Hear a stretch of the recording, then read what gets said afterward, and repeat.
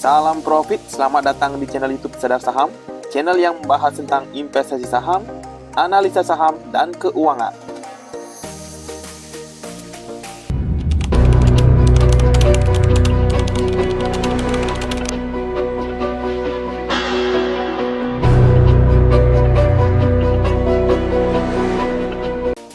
Halo para sahabat investor, di kesempatan kali ini kembali kita akan membahas kinerja terbaru PT Pura Delta Lestari yang berkode saham Dimas di kuartal 1 tahun 2025. Kita akan kupas tuntas laporan keuangannya, potensi dividen yield-nya yang mencapai 20%, serta prospek bisnisnya ke depan. Yuk simak selengkapnya.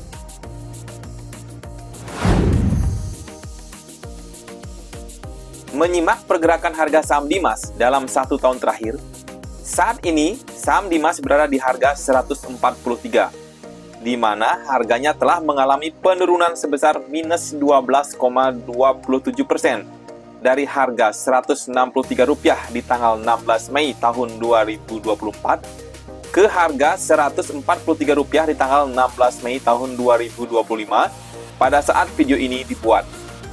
Dan jika dihitung dari harga tertingginya di harga 178 pada tanggal 28 April tahun 2025, Dimas mengalami penurunan sebesar minus 19,7% dari harganya sekarang. Sekarang, kita menuju ke laporan keuangan Dimas berdasarkan laporan keuangan kuartal 1 tahun 2025. Untuk kas dan setara kasnya, naik sebesar 20%. Dari Rp1,759 triliun pada kuartal 4 tahun 2024 menjadi Rp2,115 triliun di kuartal 1 tahun 2025. Kemudian, untuk total persediaan Dimas naik tipis 2% saja dari Rp3,588 triliun di kuartal 4 tahun 2024 menjadi Rp3,663 triliun di kuartal 1 tahun 2025.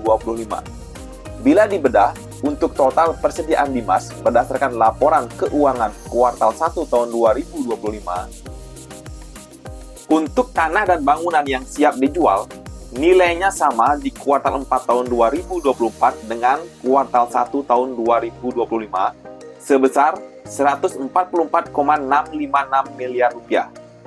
Untuk tanah dan bangunan yang sedang dikembangkan, naik 2% dari Rp3,443 triliun di kuartal 4 tahun 2024 menjadi Rp3,518 triliun di kuartal 1 tahun 2025. Dan tanah yang belum dikembangkan turun 7% dari Rp1,409 triliun di kuartal 4 tahun 2024 menjadi Rp1,305 triliun di kuartal 1 tahun 2025. Lalu, untuk jumlah aset Dimas mengalami kenaikan hampir 4% dari Rp8,254 triliun di kuartal 4 tahun 2024 menjadi Rp8,567 triliun di kuartal 1 tahun 2025. Sedangkan untuk jumlah liabilitas atau jumlah hutang Dimas turun sebesar 4% dari Rp1,040 triliun di kuartal 4 tahun 2024 menjadi Rp997 miliar di kuartal 1 tahun 2025. Di mana hampir 50% dari total hutang atau liabilitas Dimas adalah berupa hutang bank jangka pendek. Dengan turunnya total liabilitas Dimas secara kuartalan, tentu ini adalah berita positif untuk perusahaan dan juga untuk para investor, karena ada usaha dari perusahaan untuk membayar dan memperkecil jumlah dan rasio hutang perusahaan. Dan untuk jumlah ekuitas atau jumlah modal Dimas yang dapat diatribusikan kepada pemilik entitas induknya, naik sebesar 5% dari Rp7,210 triliun di kuartal 4 tahun 2024 menjadi Rp7,566 triliun di kuartal 1 tahun 2025.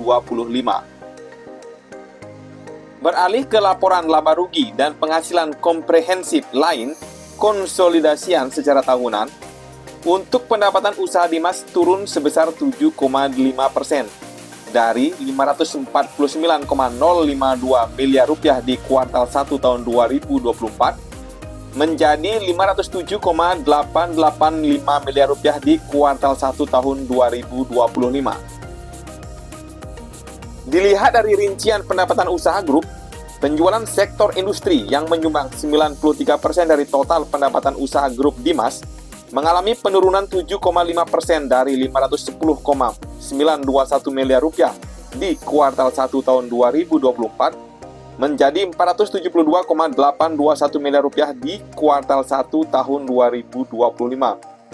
Inilah faktor utama yang menyebabkan mengapa pendapatan usaha Dimas turun sebesar 7,5% secara tahunan.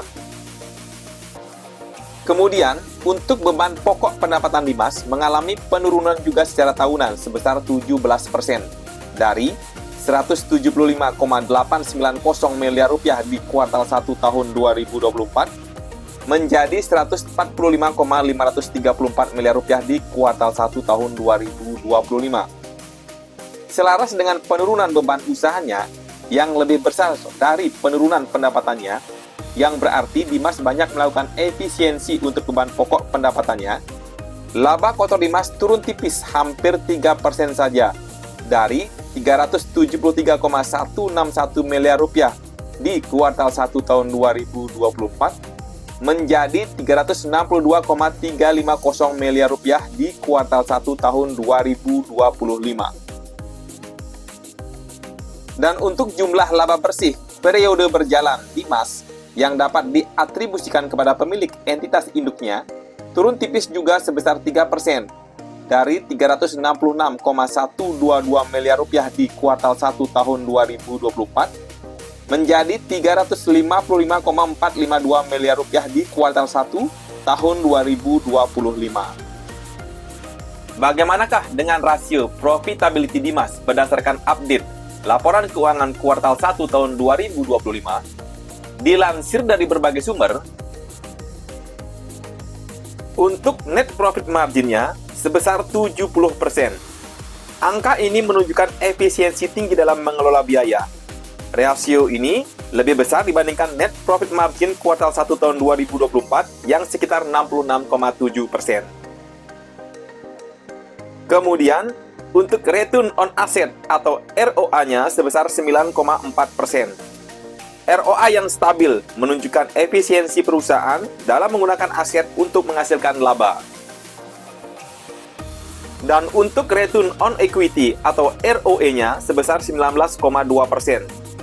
ROE yang tinggi mencerminkan kemampuan perusahaan dalam menghasilkan laba dari modal pemegang saham. Kesimpulan yang bisa diambil adalah, meskipun terjadi penurunan laba bersih sebesar 2,9% dibandingkan kuartal 1 tahun 2024, Dimas tetap menunjukkan profitabilitas yang kuat dengan margin laba bersih sekitar 70%. ROA dan ROE yang stabil menunjukkan efisiensi perusahaan dalam mengelola aset dan ekuitas. Dengan pra penjualan sebesar 466 miliar rupiah, prospek pertumbuhan Dimas tetap positif. Ini dilansir dari Instagram Plus 1 dan investing.com Indonesia.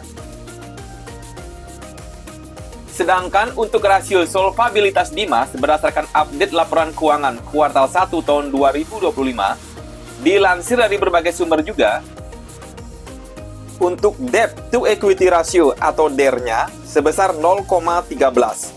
Rasio ini menunjukkan bahwa Dimas memiliki struktur modal yang konservatif dengan proporsi utang yang rendah dibandingkan ekuitasnya.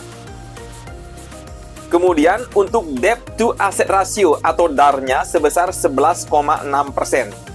Angka ini mengindikasikan bahwa hanya sekitar 11,6% dari aset Dimas yang dibiayai oleh hutang, mencerminkan tingkat leverage yang rendah. Dan untuk equity to asset ratio atau IR-nya sebesar 88,4%. Rasio ini menunjukkan bahwa sebagian besar aset perusahaan dibiayai oleh ekuitas, menandakan stabilitas keuangan yang kuat. Kesimpulan solvabilitas untuk Dimas adalah, Dimas menunjukkan profil solvabilitas yang sangat sehat pada kuartal 1 tahun 2025. Dengan DER sebesar 0,13 dan DAR sekitar 11,6%, perusahaan memiliki tingkat utang yang rendah, memberikan fleksibilitas finansial untuk menghadapi tantangan ekonomi dan peluang investasi. Tingginya EAR sebesar 88,4% menegaskan bahwa perusahaan sangat bergantung pada ekuitas dalam pembiayaan asetnya, yang merupakan indikator positif bagi investor yang mencari stabilitas jangka panjang. Dilihat dari data investing.com, Dimas sangat rutin sekali membagikan dividennya setiap tahun kepada para pemegang sahamnya dari tahun 2015 sampai dengan tahun 2025.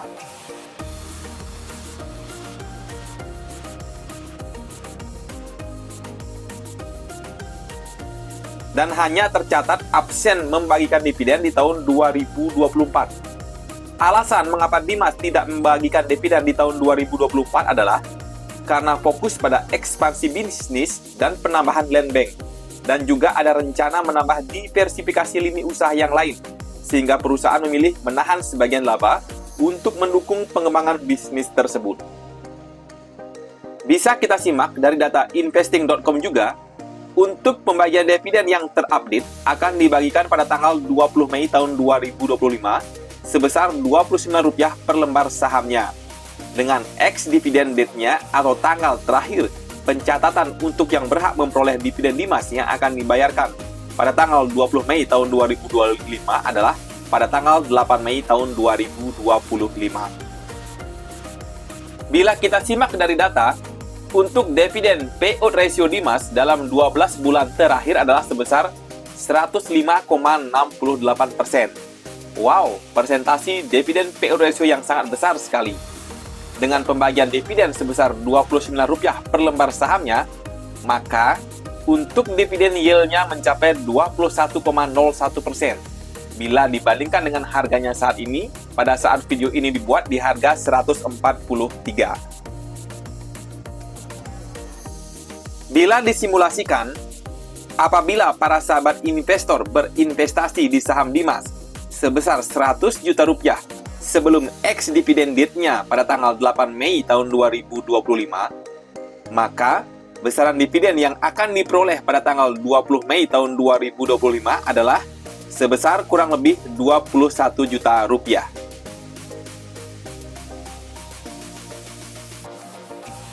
Bagaimanakah prospek saham Dimas di tahun 2025?